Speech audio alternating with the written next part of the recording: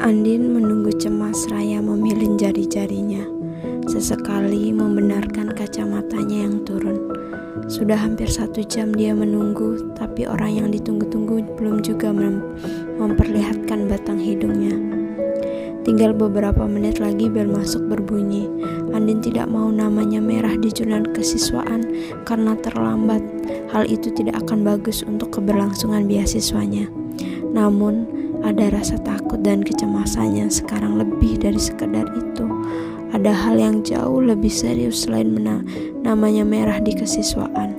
Hal yang akan menentukan hidup dan masa depannya. Andin terkesiap, sontak berdiri begitu mendengar suara pintu terbanting. Tepat setelah itu, sosok cowok tinggi, jakung, berkulit putih dan rambut hitam legam muncul dari balik kusen pintu.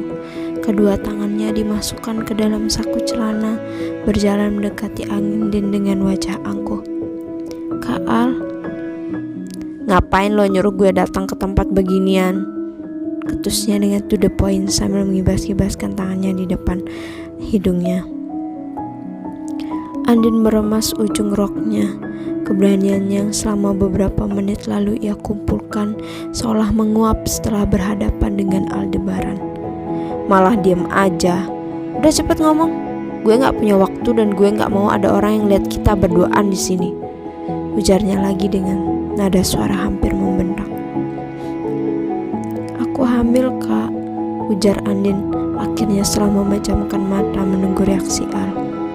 "Lah, terus hubungannya sama gue apa?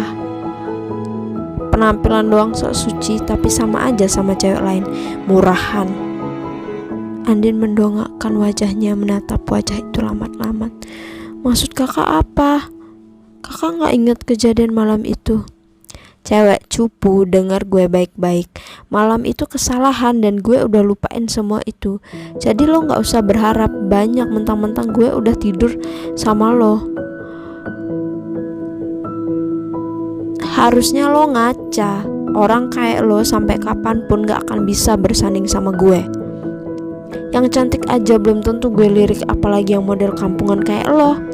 Hah, asal lo tahu gue malah jijik setiap kali lihat lo. Sakit, tentu saja. Tapi Andin tidak mau menangis di hadapan cowok itu, karena ia tahu Aldebaran tidak akan bersimpati meski ia menangis darah sekalipun. Yang bisa ia suguhkan hanya ketegaran akibat dari keputusasaan, meski harus menerima segala penghinaan itu. Bukan hal baru bagi Andin, karena sejak pertama kali ia menerima beasiswa di sekolah itu, penghinaan dan ejekan sudah menjadi makanan sehari-harinya. "Kalau kakak mikir aku bohong, kakak salah." Gadis berkepang itu mengulurkan benda pipih ke arah Al, dan wajah santai cowok itu seketika runtuh setelah melihat 2 garis biru tercetak di atasnya. "Lo pasti bercanda. Ini semua cuma akal-akalan lo aja kan?" Andin menggeleng lemah. "Aku hamil, Kak, dan aku minta pertanggungjawaban dari kakak." Aldebaran mengusap wajahnya kasar dan menjamak rambutnya frustasi. Jelas terlihat dia sangat marah, dan ketika mata tajam mengarah pada Andin, gadis itu tak berdaya hanya bisa menunduk. "Lo gila, gugurin kandungan itu. Gue yakin ini pasti bukan bayi gue. Lo sengaja kan menjebak gue. Pasti ayah bayi itu gak mau tanggung jawab dan lo jadiin gue kambing hitam, ngaku lo." Andin menggeleng lemah. "Enggak, Kak, ini anak kakak. Aku gak pernah ngelakuin itu sama orang lain." "Bohong. Ini semua pasti rencana lo, dasar orang miskin.